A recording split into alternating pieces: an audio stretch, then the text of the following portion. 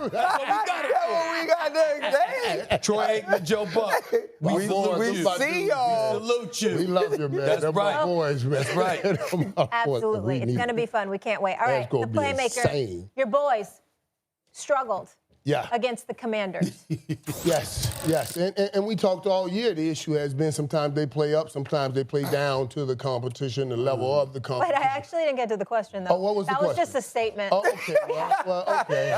But I can see you were so nervous to explain yourself. I can see the body language. Hey, Molly, you got to get it out before they come at you. Sorry, that was just the I thought you had passed that thing off. No. Okay. Are you still confident they will beat the Tampa Bay Bucs in Tampa? Okay, let me tweak this a little bit. Am I even more confident or less confident after yesterday? And I'll tell you this, I'm more confident even after the horrific game they played yesterday. Because they played such a horrific game, that's why I'm confident. The Dallas Cowboys don't put back-to-back stinkers together like this. They don't. When you look over, they played up and down. But if they play like this the next week, they usually show up and show out, and I'm expecting that. This is a Week 18 game. A Week 18 game. A game, I know that ultimately it wasn't just Philadelphia, because that's all we ever talk about. I know you could have won the division if Philadelphia lose and you win. But the number one seed is what everybody's been after. San Fran wasn't going to lose that. Y'all, you could stop that. You weren't going to get that from San Fran. That's just, and so the best thing for Dallas is to go see Tom in Tampa. Just where we're going to be. So it all played out. And the best thing for Dallas is to go in off this stinker that Jerry Jones has talked about. And it is a stinker because you cannot put back-to-back games like this together and look at your man in the mirror and see okay. Hey, the one thing about you, Playmaker, this is why I'm glad you my friend. I know that no matter what I do, you got me. Playmaker, you see friendship and loyalty the way it should be. This is how you should see it. I see the bright side of things. I see the positive side of things. I want to pull people towards things, not always drag them down. And see, that's what I'm talking about. They played down, and now they're ready to be pulled towards greatness. You know what you do? You treat the Cowboy like I treat friendship. And with you when you right. I'm even with you when you wrong in public. In public. I'm with you when you're wrong. That's what you're doing right now, Playmaker. You throwing a lot of flowers on a lot of doo-doo right now. When you look at this game, the one thing I want to say, though, that I believe we as former players try to trick everybody into is that we get up for every game the same. Because you actually don't. Like, keep it real. Like, you don't. So Week 18 is a different game. It's a different game. When things are already set. Okay. I will say that, right? Like, I used to have to convince myself. I used to try to picture Ray Lewis playing linebacker for the Cleveland Browns sometimes because you don't get that same feeling for Cleveland that you got for Baltimore. Right? And so I understand that. They play down to the competition? They absolutely do. But I'm just saying, like, even this week, though, right? Like, this week, focusing on the team that's playing a rookie quarterback. There's nothing up for grabs or nothing at stake for you. So what this shows me, though, is, right, it's about preparation. Yeah. It's about coaching. It's about discipline. Now, all those things come into play this week when you're playing the Tampa Bay Buccaneers. Because even with what Tampa's been this entire season, that's still Tom Brady over there. That's still Mike Evans. That's still Chris Godwin. That's still players that can go out and make plays offensively. And the defense that we saw in 2020 with many of the same players step up and be the reason they won the Super Bowl, and it wasn't Tom Brady. So now, Dak Prescott, are you going to throw footballs behind receivers and allow them to get picked off for 6? Because you may not come back and be able to do what you did against Philly.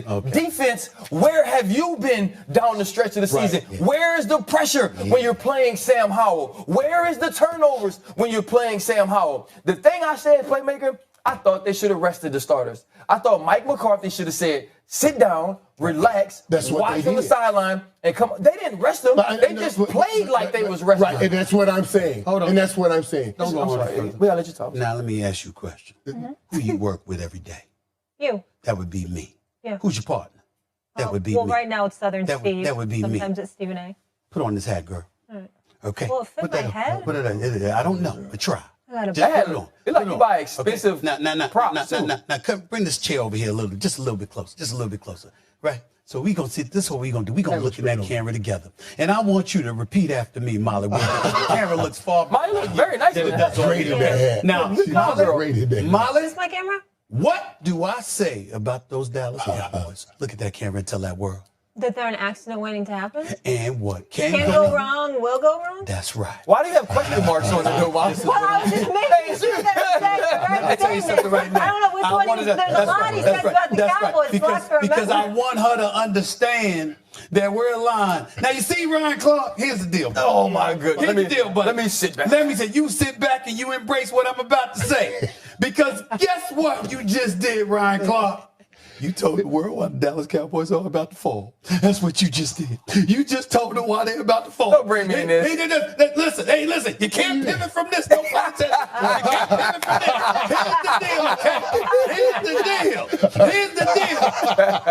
The defense of the Dallas Cowboys have been sporadic to be kind. The running game for the Dallas Cowboys has been sporadic to be kind. That damn Dak Prescott. Doesn't he have 15 interceptions on the season? I believe he does. And by the way, another pick six yesterday. And by the way, something you were inaccurate about just a touch. Tell me. You said they lost to a backup quarterback. He wasn't no backup. That was a third string dude. The backup implies a second string. Oh no! He was way down in that. So he the backup to the backup. We had to get a shovel. We had to get a shovel to dig him up to find out who the hell he was. And still, he beat the Dallas Cowboys yesterday. Now you're talking about the Cowboys. I would like y'all to remember. Remember this. Pressure, according to recent history, has really been the Dallas Cowboys' Achilles heel. When you expect them to do something is when they fall short. And sure enough, when you look at Mike McCarthy, you think his job's secure. You think Sean Payton is out there trying to intend to talk to the Denver Broncos? Oh, no, sir. Oh, no, sir. He ain't thinking about no damn Denver Broncos job. He think about one or two jobs. He think about the Chargers with Brandon Staley, who might get himself fired. He loses this game to Jacksonville. Or he's thinking about Dallas because of McCarthy. Okay. That's all I got to say. There's only one subject I love to talk about more on First Take than the Dallas Cowboys, and it's straight shooter. So straight shooter, the memoir of Steve is not straight shooter. Second chances and first takes. Tell us, when can we buy this autographed special edition? The book hits on camera, a week from tomorrow. Uh-oh. My book hits shelves a week from tomorrow. I've been told that thousands upon thousands of copies have been sold in pre-sale. So they're very, very happy with it. You can go to straightshooterbook.com. Memoir, first take, second chance, second chance, first takes. I like that. I'm talking about my life, my story. Hopefully it's inspirational like you guys are. I appreciate all the assistance that y'all have given me in all seriousness. Thank you so much. The book is already successful because I got it done. Yep. And I talk a lot about my career here. I talk about a lot of trials and tribulations I've endured in my life here and prior to that. Even when I was growing up, I got left back, had dyslexia, all of this other stuff. It's all in the book. I finally talk about this stuff. So they say it's doing well. It hits bookshelves a week from tomorrow, and you can go to straightshooterbook.com to buy it pre-sale. You can buy it on shelves next week, and it's an audio book. I've already recorded the audio book as well.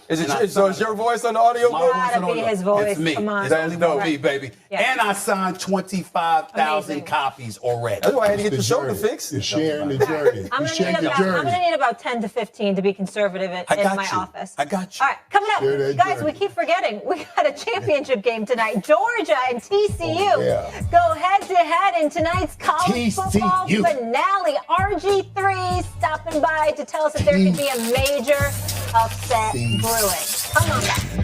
TCU about to get him, buddy.